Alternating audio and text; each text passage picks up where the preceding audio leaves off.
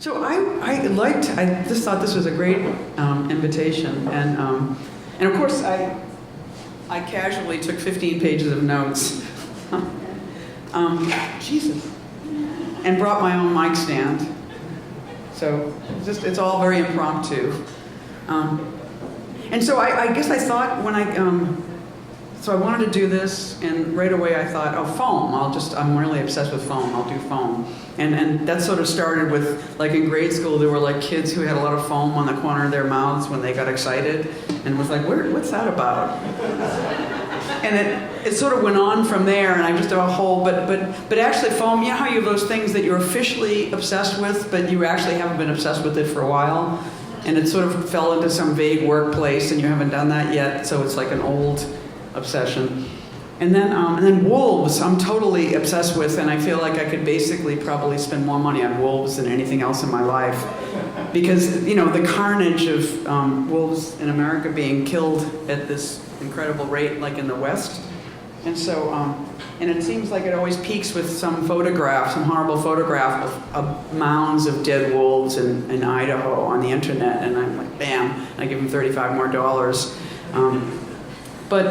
And then there's always a photograph of the pile, like the proud pile of dead wolves. But I felt like what I really wanted to do, but that's more like a cause. And I just thought, even with the wolves, that you get this sort of sick feeling when you look at that pile of dead wolves, you know. And I thought that has something to do with spoilage, which is my topic. So I thought I'd rather like explore the topic more locally, you know, and you know how I actually live with it.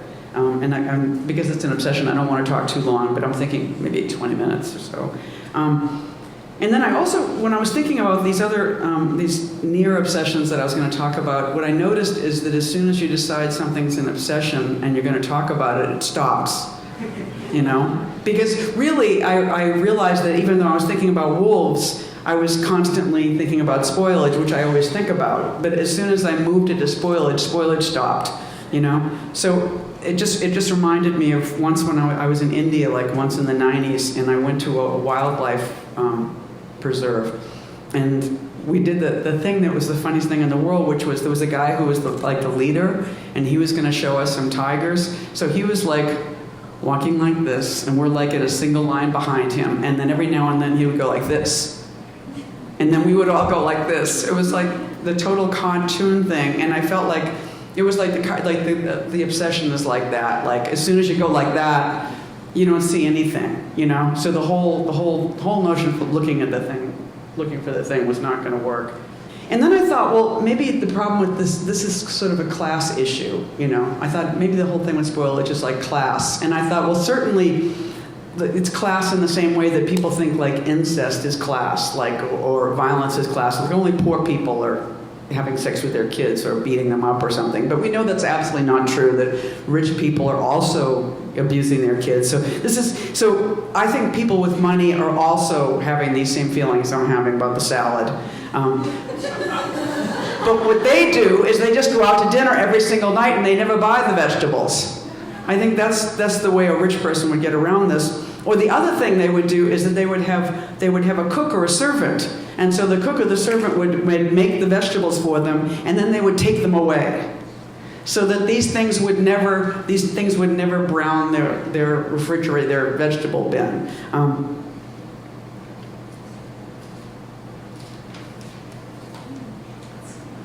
Okay, dogs. Now I feel like dogs are a huge part of spoilage, because the thing is, if you have a dog, then you have solved the spoilage problem to a certain extent, because every time you go out and get a hamburger and this like huge thing appears in front of you at the restaurant, you like after you have a few bites and you're already seeing that this exciting appetite is going to end, you know that you can just sort of get in the middle and then cut the hamburger in half for the dog. So what you've done is you've created like another body to put your spoilage into, so that it's like it sort of doesn't ever happen. It just goes someplace else.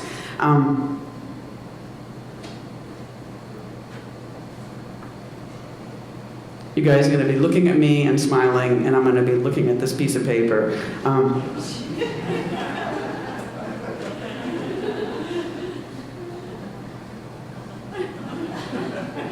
I think overeating is massively related to spoilage. I think we all know this, right? Because the thing is, it's like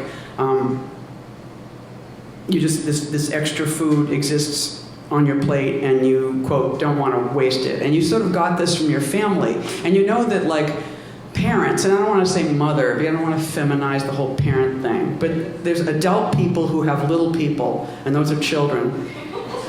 And these adult people feed the children, and what they basically, it's a certain, because they have this huge spoilage thing about food, and so what they use all these children as is sort of dumpsters.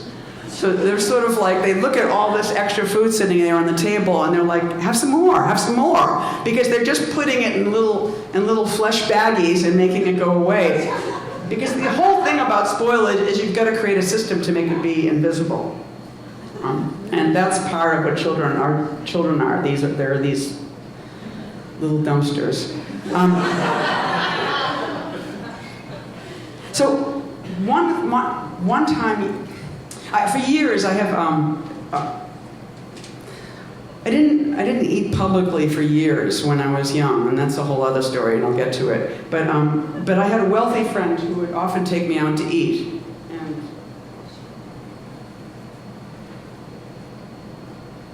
And what she would say to me when we ate dinner after we finished eating is, she goes, you know, I can tell that you're working class because you always clean your plate.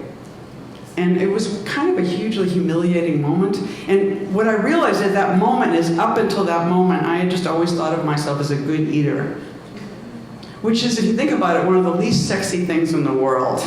You know, like nobody, like when you do a computer dating thing, you don't say like, likes this, likes that, goes to the movies, good eater, you know? So at that moment, I realized that I had to like hide my shame, you know? It's sort of like there was nothing cool about being a good eater, it just was a class identifier. So from that moment on, what I started to do was like overorder, or like just leave huge amounts of food on the plate. And I felt like in that moment, I sort of had found a system of, so it's not about making the food go away as making the food as designated or class go away. So I suddenly was like hiding behind these sort of mounds of wasted food, and supposedly nobody would know that I came from the working class.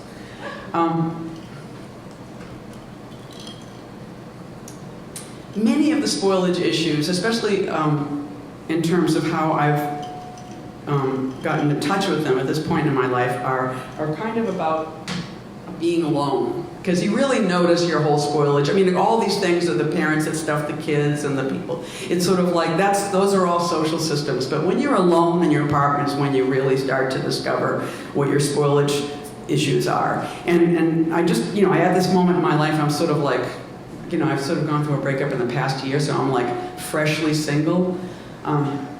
And the thing, what I want to say is that relationships are also units where you work out your spoilage issues. Because one of the things you're always doing when you live with somebody is you open the refrigerator and you pull something out and you sniff it and you extend it to you and to them, and you go, is this okay? And then the other person stands there and smells it, and you have this kind of back and forth. And ideally, you would be sort of in the same relationship to spoilage, and you can which is not always the case. But one of the things I think about that moment of sniffing the milk and seeing if it's any good is medievalism. And what I mean by that is, and I don't know, I was trying to figure out where this came from, because I just think at some point in the 70s, I realized that I just suddenly had this attachment to the medieval, and I sort of identified with the medieval. And part of what I knew about the medieval is they had a really wide berth for spoilage in the Middle Ages. You know, like everything smelled, so how could you tell whether this smelled good or not? It was just the whole world stunk. And even though there were certain downsides, like the bubonic plague, for me, it served as a kind of inspiration for how I could kind of live more easily with spoilage in my existence. Like I started to realize it might smell bad, but why don't you taste it? Like somehow I knew they were a little bit closer in the Middle Ages to the whole spoilage issue, and I could get a little closer too. So I started to notice that if you tasted it, it would just be a little, sometimes when something smelled bad, you'd taste it and it would be a little bit sweet. And I would say to the person I was with, it's a little bit sweet. And they would say, that's disgusting.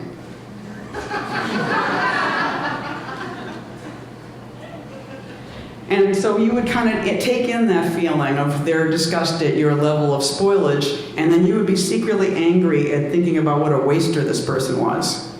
Which is not the kind of thing you want to ever say to somebody, again, because it's sort of up there with being a good eater. You know, like the person that talks, that you don't want to talk about waste in your relationship. But all of this, in some ways, has to do with money. And so what I need to do if I think about money in terms of spoilage and waste is go back to what I think of as the moment of when I really got the kind of banquet of spoilage and waste sort of like set up in my life. And when I mean, I say youth. And when I think youth, I think kind of like mid-20s to late 30s. I think of that as youth. And I mean youth in terms of like freestanding youth alone in one's apartment, setting up their own habits, you know. And I have to say, there's a weirdness about this because, you know, my youth was in the 70s and 80s, so it was like we were all in these weird little apartments in pretty much this neighborhood. And I would suspect that youth is somewhat different if you don't actually get to do that so easily unless you have a trust fund. But we were doing that, and so I would be like alone in my apartment, being poor, invisible to myself, and setting up house. And what I realized that a lot of what was going on inside of that apartment was me wrapping bread, like very effectively.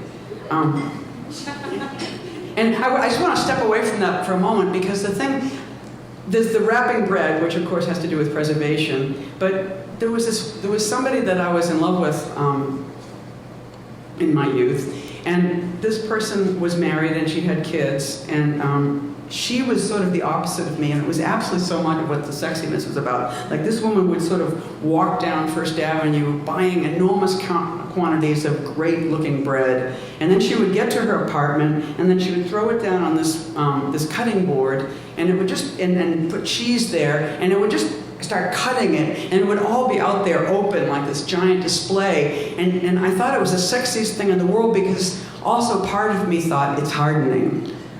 And it kind of filled me with fear, this way she had about bread. Because it was just like, she just didn't even care. She just went and did it again tomorrow, you know? So it was kind of a very sexy, powerful image.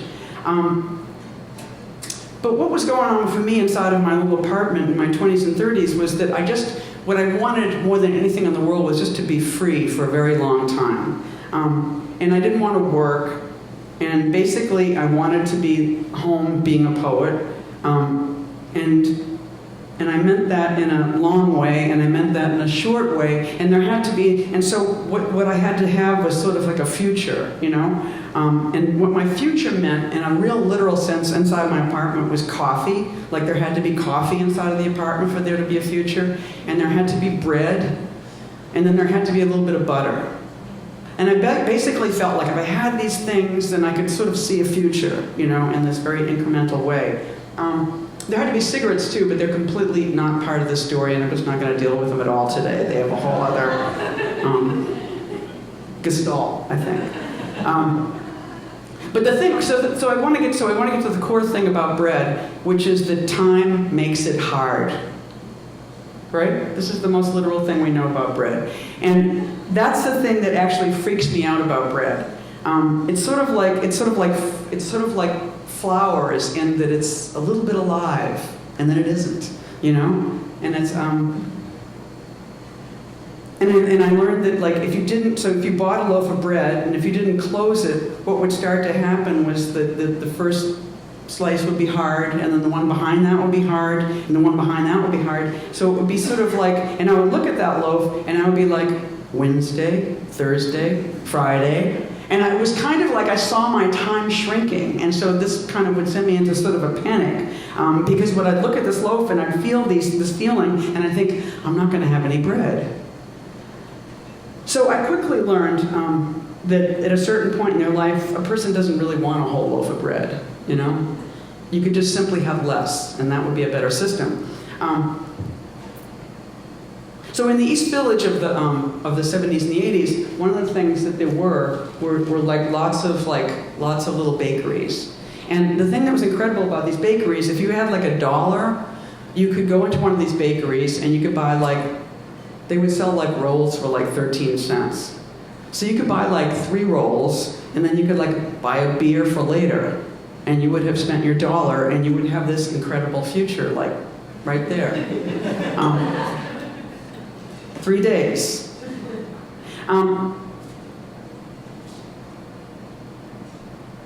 And what you would know was that now you had dealt with the future, and then you would know that now the whole day is free. Like today is completely free, especially if you wrapped those little rolls. That's the key piece of this. And so I know that plastic bags are really bad. And the thing is, of course, who in their right mind would spend like 99 cents and buy like a box of baggies in 1978? You know, that wasn't going to happen. But there were all these like free plastic bags.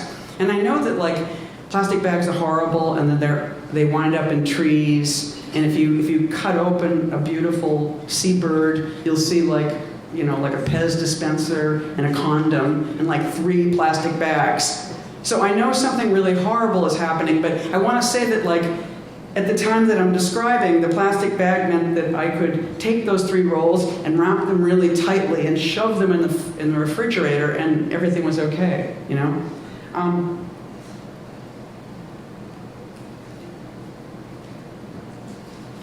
Is this making you relaxed or really anxious?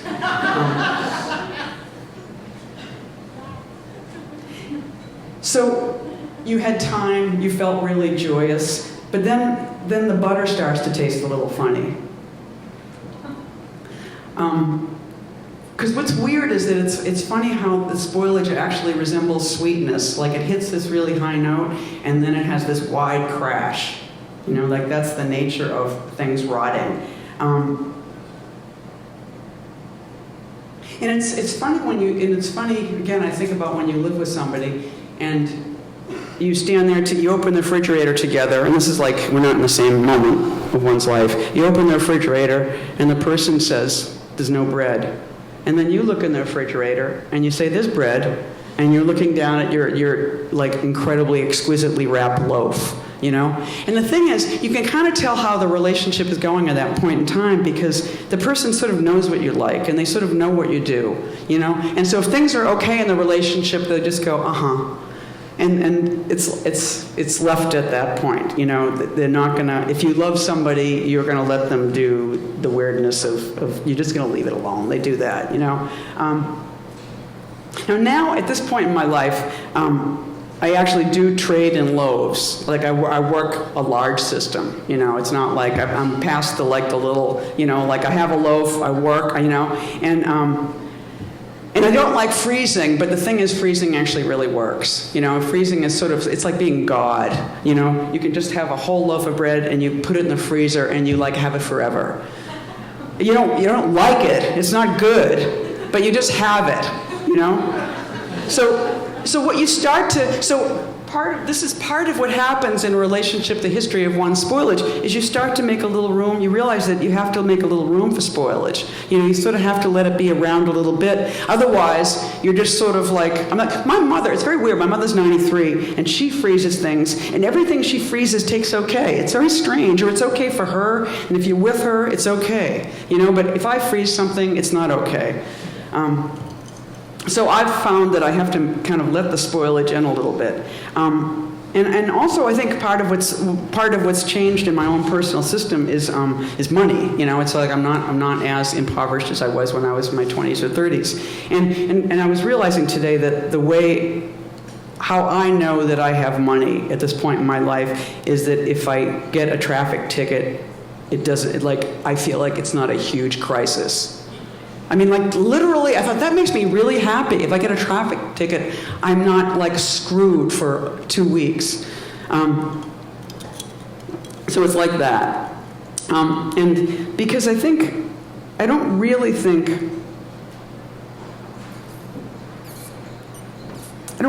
money means time.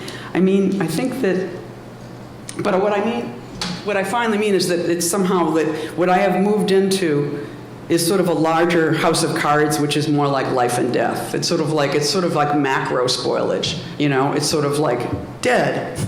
So I'm kind of like the small smell of things going bad is not the worst possibility.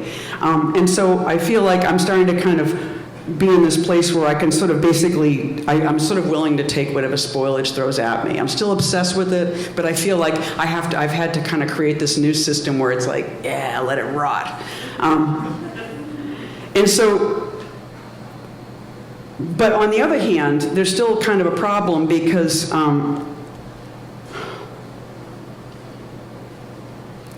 the problem, it's sort of a problem still with bread because it's not about having $1, and it's not only about wrapping the bread, and it is somewhat about the fact of accepting that the bread will rot, but it's more like this problem of having to go to Whole Foods, you know? Because, and it's weird because it's like, it's sort of like, you know how it is, that sometimes you just can't, you won't go to Whole Foods, but other times I feel like it's sort of like a spiritual index in a way. It's like willingness to go to Whole Foods, and then you walk into Whole Foods, and like it's Sunday, and you see that incredible line, and you're like, no. And you walk out, and that's like great. That's an example of a good, quick decision. But other days, and I feel like this is something that's very interesting to me, I think, yes. And I get in that line that is like so long, and I just sort of stand there with my loaf of bread, and I think I can do this. And I feel like this incredible beneficence comes over me, you know? Like I'm just sort of watching all these sort of cute people and looking at everybody have their, you know, and they're having like food fights about what they got and what they didn't get. And you just kind of let all the time pass and let the kind of moment, because time has sort of a rotting quality too, and you just sort of stand there in the rot of it.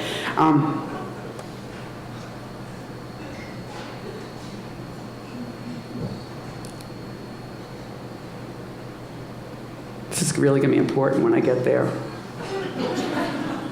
But I also think there's something about money, and I think this is related to spoilage too, and I just want to put it out at this point, which is that, so I'm saying that I'm not poor right now, I'm sort of okay, you know? But one of the money has a kind of a perverse side too, because if you have money, sometimes it's exciting not to spend it.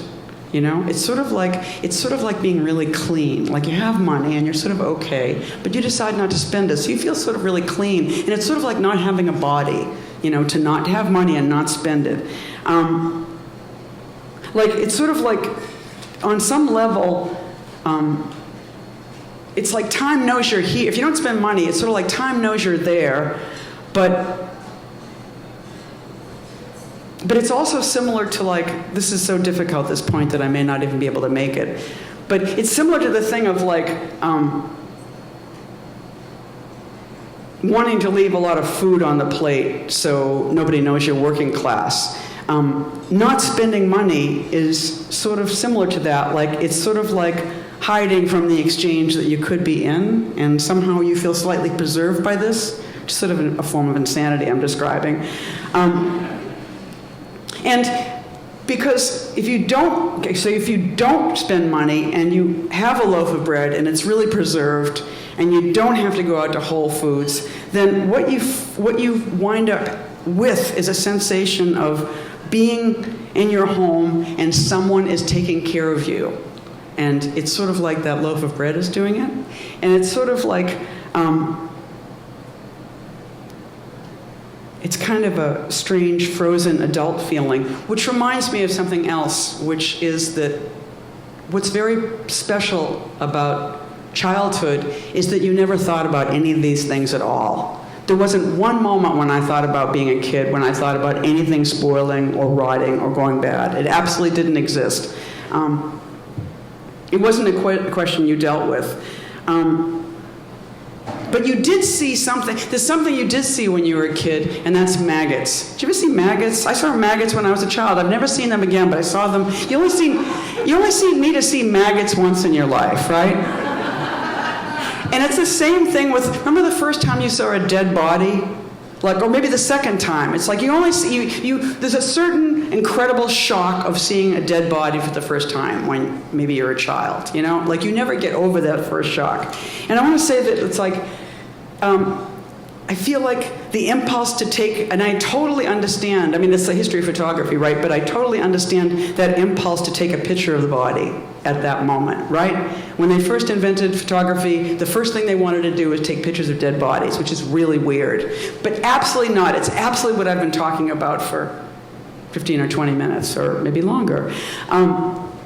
Which is that the thing is, the body is there, it's going to rot, and then it's going to vanish.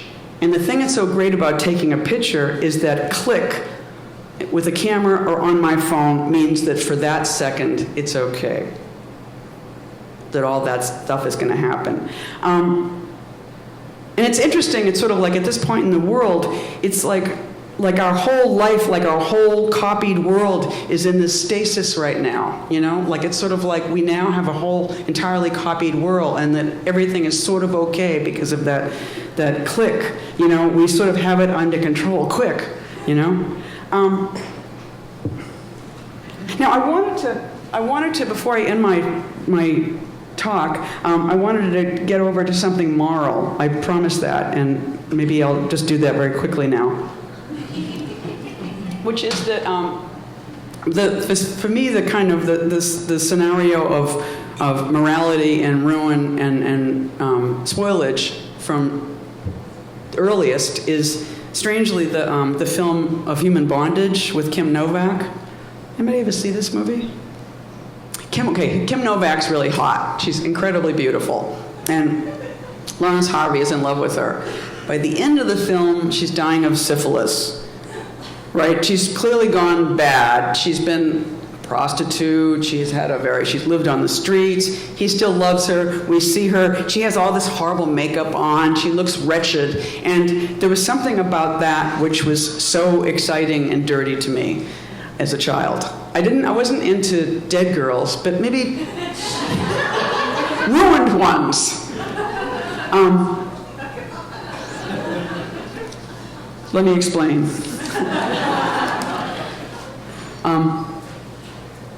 Now, I remember, it'll get a little weirder too. I remember telling Alex Katz about this movie, Blob the Flambeur. It's this, I think it means Bob the Gambler. And I was telling him about this movie I saw, and immediately he was like, oh my God, that was the movie with that incredible girl with those great thighs that were going to go bad in a moment. And he said it with huge excitement, like what was so hot about this girl was that her hotness was like going to change. Like she never had a career. She was one of those really beautiful people you see in a film once, and everybody was like, who is that? And that was her whole career, you know? And that's exactly what he remembered about that film, and of course I remembered her too.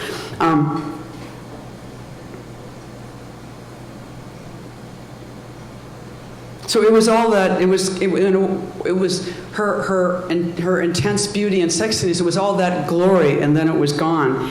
The way people love the beauty of working class kids, you know, there's a whole fetish about working class kids, especially among the middle class and the upper middle class, is exactly this thing, which is that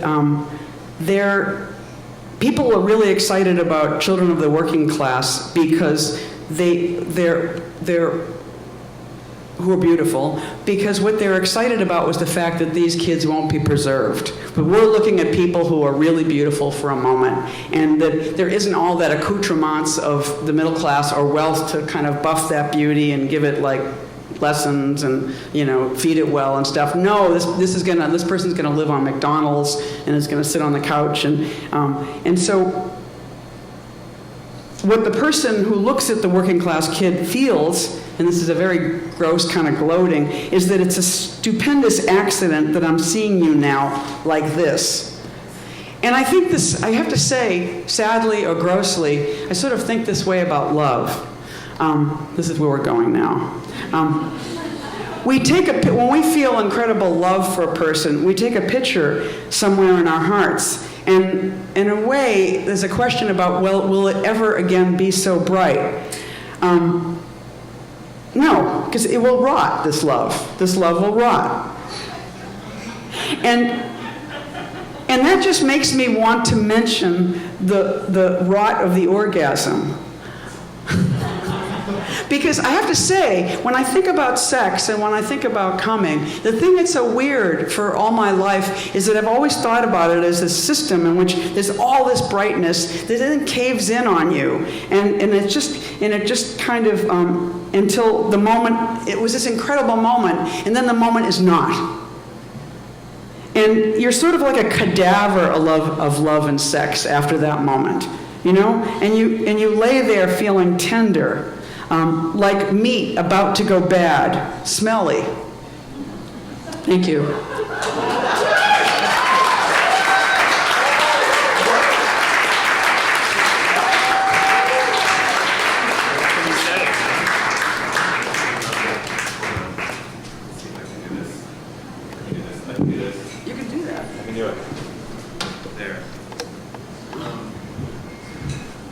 Hi, okay.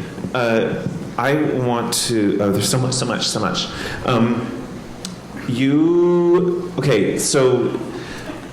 I'm not going to get any, I'm not going to, can I say something? No, yeah, go ahead. I'm not going to get any dates out of this, and I know. No, you totally are. You totally are. I know, so I won't feel bad. No. Yeah. Well, first of all, it sounds like you have really good orgasms, so that makes me want to date you.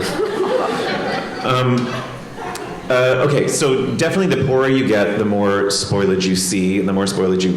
And this happens to me personally, like week by week. Like if I feel like I'm rich one week, there'll be nothing in my refrigerator. But the minute I'm poor, then I'm like, have this shitty kale salad that I made that I eat until it's like fossil fuel. You know, it's like transmuted itself into something gross, and I'm still eating it.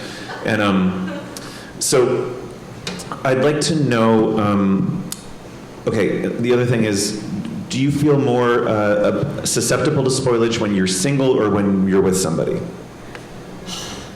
I have spoilage shame when I'm with somebody, you know? Because you feel like you're not doing your job or something? Well, because I would like to play it a little looser, a little weird. I mean, everybody has... I'm often with people who have higher spoilage standards. Okay, yeah. So single, I watch it like avidly. It's like I have a... I have a greenhouse in my refrigerator or something. You know, I'm like tending it, paying attention. But it's such a sweet moment to think that you're like, here, smell this. Does this smell bad? This is like a kind of a... Very intimate, yeah. Right? But if you, like me, yesterday, found a dead, desiccated mouse in your apartment and you were the only person who was cleaning it, right. Does that make you feel more lonely or... I'm sorry to project on you. I think more lonely. I'm more lonely. Okay. And can we talk about the smell? I really want the smell of dead mouse in your apartment. Smells sweet, right? It's blood, but it's a sweet smell. Okay. And then stick it. I mean, I don't mean I love it and I want to go eat that mouse. But I weirdly didn't even smell this mouse. It just suddenly like dropped out of my cabinet, and I was like, what? I didn't even know it was there, and it was suddenly there. Well, you got to leave the mouse around to smell it. Right. Oh, good idea. Thanks. Yeah. Thanks for the tip. Yeah. Now, so you like the smell of rotten things a little bit. It's sort of like the smell of gasoline, kind of? I'm sort of willing to give it a little time, I think. Hold on. Yeah. Did that work? I think Yeah, I unspoiled the microphone. Yeah. All right, and the wide crash. We were talking about the wide crash. Oh yeah. That spoilage goes. Spoilage to me sounds like an orgasm, because you have a sweet moment and then there's a wide crash. That's what you said. Right. Yeah. And then you're like lying there like a cadaver, and then you're spoiling yourself. There's a real relationship, right? I mean, I think sex is dying and rotting. It really is. I mean. Yeah. Now, does your obsession with this go towards non-edible things like Netflix and like when things pile up like New Yorkers and? Oh, yeah. No, I didn't even go there. And yes, that is. In fact, I don't read the New Yorker because I can't bear subscribing to the New Yorker because I can't bear to see those magazines pile up. It's like really painful. And do you feel, as a person who was here in the 70s and 80s before there was a recycling program, do you feel like we are now able to stave off our obsession about spoilage a little bit more? No, it's worse, because you used to be able to put stuff out on the street a lot and know that somebody would take it. Right. So not only putting food in other bodies, but putting shirts on other bodies and putting cups. You have a cup and you're like, fuck that cup. I don't want to live with that cup anymore. You'd put it out on the sidewalk and it'd be gone. Now the cup will sit there in a humiliated way for like 3 days, or an angry superintendent from the building next door will throw it in the dumpster. Or I'll put books out on the street and I'm afraid that they really are just going into a dumpster instead of going to some excited person.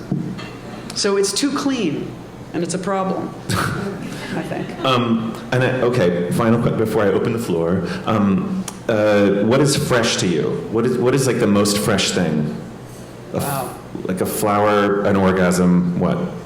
I think waking up just when the coffee really kicks in.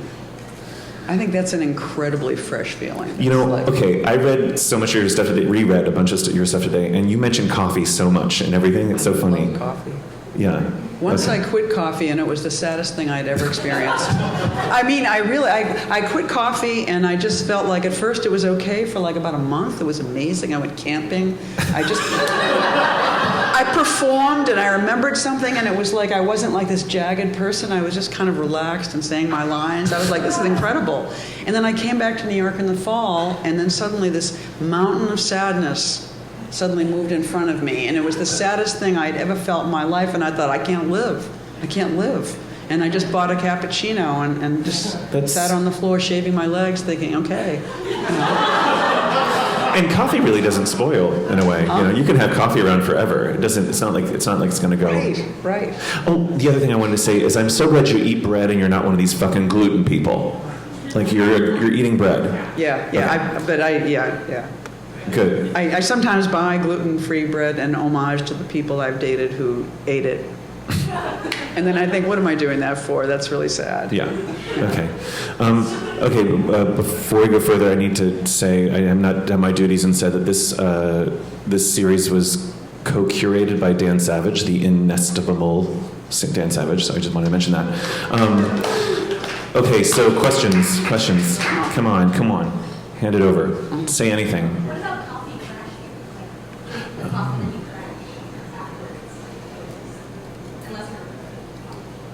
I think you keep it going. You don't let it happen. It's like, I think. Over there. What part of your life decided to Could you say that again? What part of your life decided that you're going to speak about spoilage? What part of your My life? domestic life. Because I was thinking about wolves, and then I was doing all this weird shit I always do in my apartment of wrapping things and worrying about things going bad, and I thought, oh no, you're really crazy. You think about this all the time. And so I just thought that, it's sort of one of my rules of life is to try and notice the thing you're actually doing rather than the thing that you think you should be doing. And it's because I really don't like to work and I'm really lazy, and so I try to do the thing that is involuntary and make that be work. I have a good idea for you. You should compost. There, I'm your therapist. Give me $160. That is, you should have a compost thing in your. But wouldn't you have to have something outside where it goes? No, I think people do it in their apartments now. But what do they do with it? They put it somewhere in the park, I guess. I don't know. Yeah, that's the problem. Okay, that's a problem. Yeah, Okay, I did. I lived in That was the Belfast. answer. I lived in Belfast in the fall, and I composted, and it was great. I dug a hole. I put a picture of it. I put it on Twitter. Dug hole, put garbage in it. It was incredible. And did you feel better in your life? I felt great. I loved it. That's Yeah. interesting. I know. Okay, more questions. So, Eileen, spoilage and ripeness, Yes. would you say like half empty, half full, cynic, optimist? What do you mean? What do you mean? Relationship between ripening and spoilage. What's the question? I know you're asking me. You're giving me these words, but what do you mean? I'm wondering, like, if What do you want to know? If you're looking at spoilage and you're fascinated with spoilage, are you maybe a pessimist and somebody who's an optimist would be like, oh, ripening is so great? Oh. Because ripening is getting to the point of like right before I'm going to spoil, and now I'm spoiling. See, I just don't. I mean, I guess there are people who. I guess we all do have characters. I'm an optimist, I think, but I think it is there. There it is, rotting and spoilage, and it's like happening. I think you have to kind of dance in the street that you're It'd be in. like a yin and yang, wouldn't you? Huh? a yin and yang on that, on those two, on spoilage? I'm very related, right? We don't escape this. Yeah. Yeah, it's a relation. I mean, I think that's sort of why I kept thinking about relationships, either between me and other people or me and the stuff that I curate.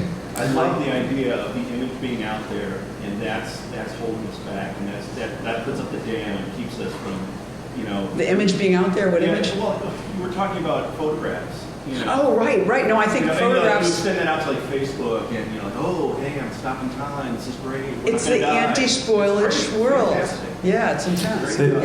And I just, like I was saying, I reread You All Day Today like a stalker. And Skies, you know, your book Skies, there's a lot of those sort of like, here's the moment stuff going on. Like there's this one that you're in Bob's backyard and the petunias are shivering and her hair is this way. And it was like this unspoiled moment. Yeah, no, that's absolutely true. That is the non-spoiled. I mean, I think that's why I'm a poet, because Right. it's the one thing I do to kind of like, okay, I saw it, I was there. Well, and then know? say, it's because I read you today, you say poetry is energy and then the words come later. So there's this idea that that's the freshest thing, right? And Yes, yeah, the word, it's true. I think it's something before the words, it's even the real poetry. Oh, it's so nice. Yeah. Okay. Somebody over here who is, Yeah. In your opinion, has there been a spoilage of the East Village? oh yeah. But you know, but truly, I mean, I know it's been mega in the past 5 years, the greatest, fastest spoilage I've ever seen since 1977. But I think that, you know, New York is sort of here to be spoiled and has been spoiling for a long, I mean, I think if we were here at the turn of the century, I mean, and not this last one, but the one before that, we'd see some spoilage like you wouldn't believe, and the way people lived, and, you know, I mean, I don't know, I mean, I just, you know, I think it's always been rotting into some new level of... At what point do you think it'll be too sweet for the artists and for the poets? Say it again? At what point do you think it'll be too sweet, New York? Too sweet. It's probably too sweet now, but we're here. I mean, I don't know. We're in this room. Yeah. I paid my rent this month. You paid your rent? Yeah. I haven't paid my rent yet. Oh. Oh, it's in May. I mean, I have it. That's what I'm. Oh. I have my rent. There was somebody here and somebody... Yes. What do you find as being sweet after the spoilage? Oh. Sometimes butter is kind of a little bit sweet, even milk is just a little bit sweet. Maybe too sweet, bittersweet. But what is that sweetness after the spoilage? It's not after the spoilage. It's early spoilage. It's sort of like, first you smell slightly funny, and then it's... I think I would need a chemist to tell me, because there really is this... You know, like the butter gets this weird sweet, almost sickly sweet. And I think it must be doing something. Oh, I have another idea for you. You should ferment. You should be like ferment things. What's that drink that people drink? Kombucha. Kombucha. I'm always dating people who drink kombucha.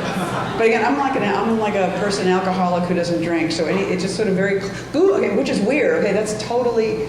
All alcohol is spoilage, right? It's fermented, it's ruined hops and ruined wine, and it's all rotting things that you get high on. It's very interesting. So maybe the high of getting drunk is the sweetness, right? Before the horror of the things that you do or the awful hangover you have the next day. Oh, that was me Just today. tossing theories out. Is this it? Another question? Yeah, right here. Yeah, I'm wondering, because obviously these things are really personal, and the way we experience our day-to-day lives, and so your day-to-day life as a writer. How does all this feeling of a slight anxiety and a slight love of that burdening moment when something's exploding, how does that relate to writing for you? I mean, myself, when I have ideas, I get that sort of nauseating feeling sometimes where I'm like, oh, I have too many ideas right now, they're all going to spoil. It's a lot like getting home from the grocery store, and I'm like, oh, put all this beautiful lettuce that I just by tomorrow are going to be sagging by 3 days from now, I'll just throw it out in shame. Right. And it's like that sense I have of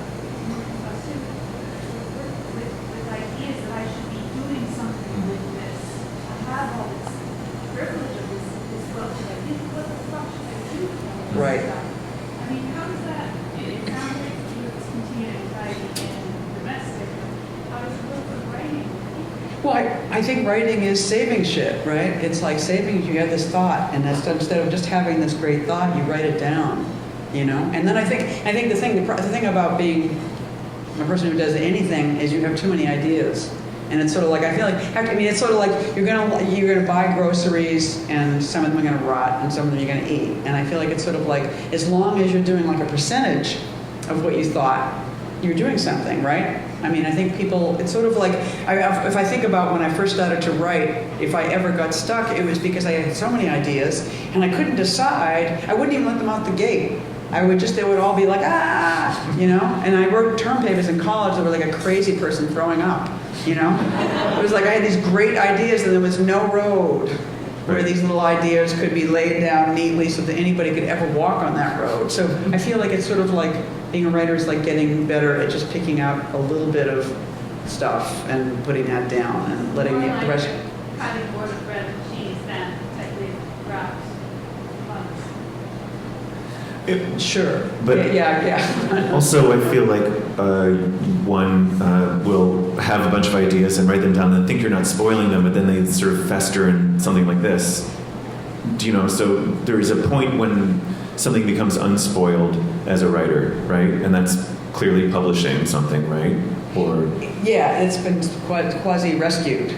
right. Yeah. So what about that gray area though? Do you know what I mean? Like, do you have notebooks and legal pads like that where you're like, shit, what am I doing with all these ideas, you know? I mean, I know, and that's the way, then it gets into the, you know, the world of one's papers, you know, like they go to, like libraries buy this stuff. So you can convince yourself, you'd be like, oh, go to a library, I'll be fine. Oh yeah, Okay, it's like at a certain Got it. point, you know? And yeah, I mean, it's true. It's like books are containers, because I think anytime I've written something for no money, I thought, why did I write that for no money? And I think it'll go in a book. It'll go in the book of my essays. But it actually happens. You know, and maybe it didn't happen for 20 years, but it really did happen. Mm-hmm. So then you think all those notebooks and all the things that you didn't ever will go in a library. You know, so it's like the library is like the dumpster of the writer's career. Right. You know, and you're lucky if you get that dumpster as opposed to the actual dumpster where many writers' careers have gone. Right. Right. Photographers. Any other questions over there? Yes.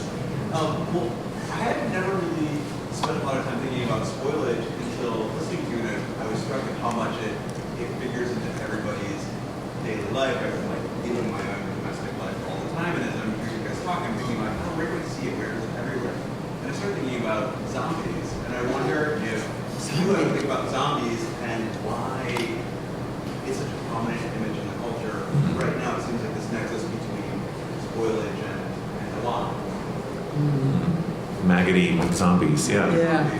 I mean, I don't know. See, I can't help thinking of zombies as having something to do with the fact of this increased unreality feeling we have from all the ways that all the technology we use to kind of connect. And so it's just because my only real zombie experience in my own life was when I really did too many drugs once, and I took a friend to the airport. And I hadn't slept for several days. I was taking so many drugs, and I was feeling great. I was like, sure, I'll take you to the airport. And I came back from the airport on the train, and suddenly it was full of zombies.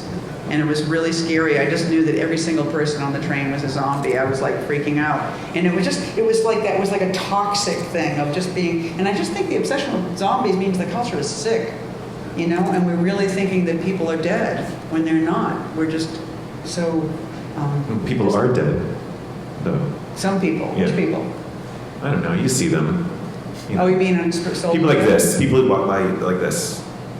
Oh, yeah. I know, walking in New York has been spoiled Yeah. by these. It's really strange and yeah. Okay, one more question. Way over there. Sean. wonder if you could talk a bit about, or if you think there's a connection between spoilage and creativity, because it seems to me the only things that spoil are things that are alive, or spoilage comes out of excess of life. Yeah. I think it's utter. Yeah, I think it's utter. I think you sort of want to and need to sit in the spoiled place and make something, you know? I mean, I think that's like, I fell in love with a house recently that I didn't buy, and I didn't buy it because I didn't have enough money, but also because the people who were selling it were spoiling it by fixing it. It was like a great wrecked house. It was such a wreck, and it was such a mess, and it had big windows, and it was just a ruin, and I thought, I could write in this house. I know I could write in this house, you know? And it was just absolutely that feeling of being in the middle of a ruined space, which is the kind of person you're attracted to, in a way, right? I mean, you said just now, you said like, you said you like sort of, you know, people who are a little bit janky. Did I say that? You kind of did. Am I kind of? You did say that. I think it feels true. I think it's, I'll Oh, the Kim Novak thing, like the Kim, yeah, right, yeah, oh, there was right. an yeah. Thank No, you. but it's true. I think yeah, well, Right. You don't want someone who's like too clean and fresh. no. I know. I'm very excited about the flaws in the person that I fall in love with. Yeah. Right. Even though, quote unquote, the love will rot. Like the. It will get even more flawed. But it's the connection, it's the co-rotting, not that they'll rot and I won't. They're like, we'll rot Consciously together. uncoupling, consciously rotting together, that kind of thing. I get it. Okay. All right. One more question. I'm sorry. Okay. I wonder if you think there's a relationship between, like when you say you buy all the vegetables, like you make that healthy meal and then they all rot, and like Right. the shame of like not being able to feed yourself well, and like the relationship between that and like writing. I don't know, just this thing of like being, if you're writing at home and you're like, okay, I have to eat, but you're like not eating well and you're not writing well, and like to me they seem very related. That thing of like of trying to feed yourself and then trying to produce something, and it's just like if neither of them are working well. Yeah. I don't know. I was hopping up and down when you said shame. I thought so. You know, like in a relationship, all this so much shame, right? You know, around waste and. You failed it. Yeah. I don't know. See, I just think in a way, it's sort of like if you actually, like a really productive writing life would be sadly not going out, staying in, taking care of the vegetables, and working. You would get so much done if you actually took care of the vegetables, I think. But it'd be really boring writing, right? Exactly, yeah. Oh, I don't know if it'd be boring. It might be boring after you did it. It would be boring after about a month. Right. Yeah. Like Jamaican Kincaid writing about her garden, which I love her writing about her garden, which is amazing, and then she really does it really well. You know, she gardens really well, and it's really beautiful. Wow. So that's kind of like flowery writing that's good, you know? Yeah. This is going to sound really therapy-ish, but like, did your mom yell at you at all about about cleaning your plate or something? Is there memories of that at all? Oh yeah, no, I think I got points for being a good eater. That was one of the few really good things I did. But did you get punished for? I got punished for not eating certain things, and I still can't eat those things. I can't eat Like any what? orange food, except for carrots. I can't eat any orange vegetables because my mother made me eat squash. What's in She orange? really Oh, okay. couldn't bear me not eating my squash, and I couldn't eat it. And you- Horrible. It's because it's sweet. It's a sweet. There's that sweet thing. I know, that it's a you wanna- sweet, warm, like vegetables were like adult when they were sweet, but not like kid candy sweet. They were like this weird adult sweet that freaked me out as a kid. And I was You have like, a very strange sweet palate, I have to say. Like your sweet thing, like what you think is sweet is interesting. yeah, I know it's not really all the It's a same. wide range of sweetness. Yeah, sweet is like out there making trouble all the time. Yeah. Wow, that's pretty heavy. I know, you're trying to find the really good way out of this, and this. Okay, good. I think this is good. I think we're done, Okay, we and did it. you can go home now. But thank you for this. It's been great. Yeah.